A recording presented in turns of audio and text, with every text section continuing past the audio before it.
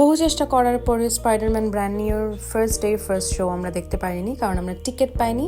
অবশেষে 2 দিন অপেক্ষা করার পর, মানে 2 দিন পর পর ট্রাই করার পরেও আমরা টিকিট পাইনি। থার্ড ডেতে দেখতে যাচ্ছি আমরা স্পাইডারম্যান, এর জন্য রেডি হয়ে যাচ্ছি। যেহেতু আমাদের শোটা হচ্ছে ইভিনিং শো, মানে 7:45 থেকে, সো আমাদের বের হতে হবে নারায়ণগঞ্জ থেকে অ্যাটলিস্ট 4:30টার মধ্যে, কারণ 5টায় হচ্ছে সবকিছু ছুটি হয়ে যায়, অফিস আদালত, তো অনেক একটা ট্রাফিকের একটা প্যারা থাকে। সো আমরা কোনো রিস্ক নিতে চাচ্ছিলাম না, তাই খুব তাড়াতাড়ি আমরা বের হয়ে যাই। So it's time for fit check. আমার ব্যাগ, তারপর হচ্ছে এই যে সানগ্লাস পরে, and this is my shoes. আমি একটা ব্ল্যাক কালার শু পেয়ার করেছিলাম উইথ দ্য ব্ল্যাক ব্যাগ। তারপর গিয়ে আমি একটা ফুচকা খেয়ে নিলাম, কারণ খুব ডেজি ফিল হচ্ছিল। টিকিট নিয়ে নিলাম, আমরা 7 জন একসাথে দেখেছিলাম। তারপর সব কিছু ডান করে একটু ঘোরাঘুরি করে আমাদের শোয়ের টাইম হয়ে গিয়েছিল।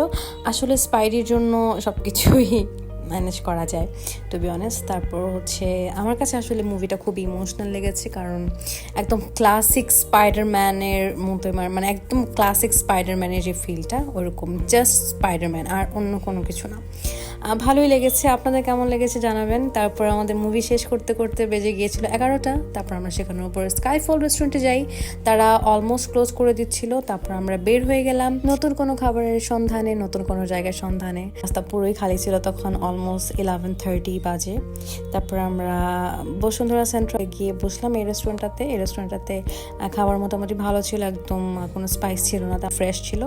তারপর খাওয়া দাওয়ার পরে আমরা রাত করে বাসায় চলে আসলাম। খুবই ভালো সময় কেটেছে নতুন কিছু মানুষদের সাথে। So I was enjoying the time, because আমার আসলে কাজের এত প্রেশার থাকে রেগুলার লাইফে যে হুটহাট করে বের হওয়া হয়, প্ল্যান করে কোথাও কখনোই বের হওয়া হয় না। আর যারা স্পাইডারম্যান দেখে ফেলেছেন, কমেন্ট করে অবশ্যই রিভিউ দিবেন আপনাদের কাছে কেমন লেগেছে। Bye bye.